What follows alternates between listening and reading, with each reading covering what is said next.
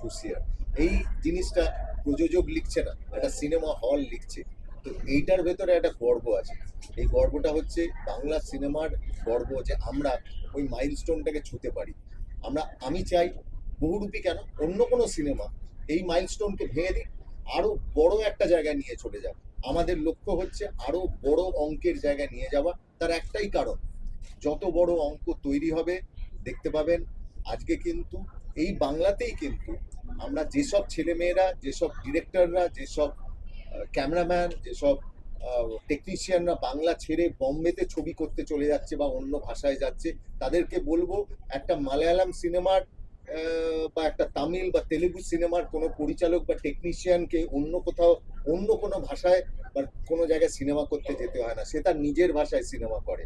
আমরা চাই আমরা সেই নিজের ভাষায় সিনেমা করব, তার জন্য কিন্তু আমাদের এই ব্যবসাটা করা দরকার।